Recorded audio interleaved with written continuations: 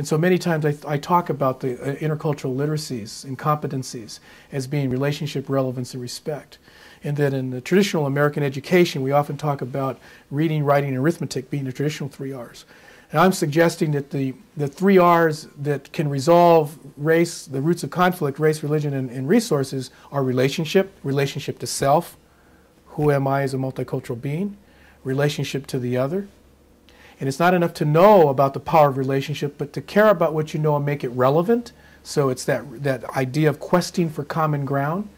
We know we are different. We all come from multiple perspectives. We have shared histories that come from different vantage points in terms of power and privilege. How do we reconcile that?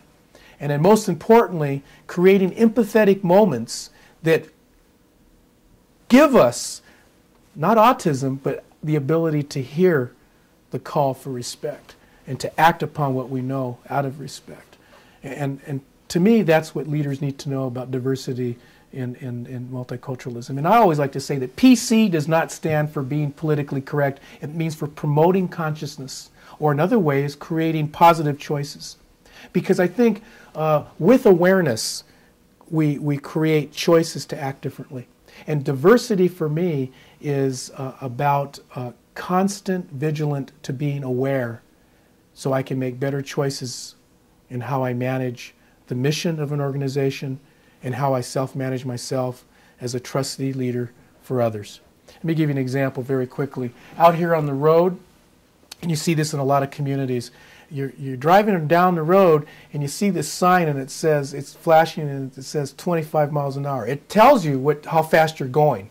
You know, and I think to myself, why are they telling me that I'm going, I can see that I'm speeding? But I make it a game now. Right out here in front of Gonzaga University, they have this thing and it fluctuates. Somebody in front of me, they're supposed to be going 25 and they're going 30, 35 or 40.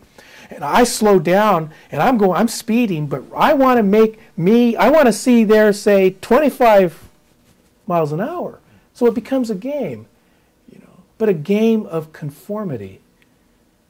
And a game that allows me to understand that with awareness, the awareness of that constantly giving me immediate feedback, that I can change my behavior and I can be lawful. You know, silly as it may sound, human relationship does that. Here again, that idea of bringing out the essence in others, the diamond essence in others, bringing out the goodness in others, or seeing the good news in others. And not be misguided or ill-informed by the difference that I might have an allergic reaction to. If I'm Catholic, Jewish, if I'm male, female, if I'm gay, lesbian, straight, heterosexual, if I'm, you know, whatever the Indian, Mexican, black, white, whatever it may be. And it's an invitation to really have greater awareness to make different choices about how we're going to interact and the quality of the relationship. And hence, going back to work culture environments, how does this synergy of difference optimize the creative intelligence of the organization? Many people talk about the business case for diversity. I want to believe beyond compliance and the economic imperative, there's an ethical, moral imperative that one would want to have their workforce interculturally competent.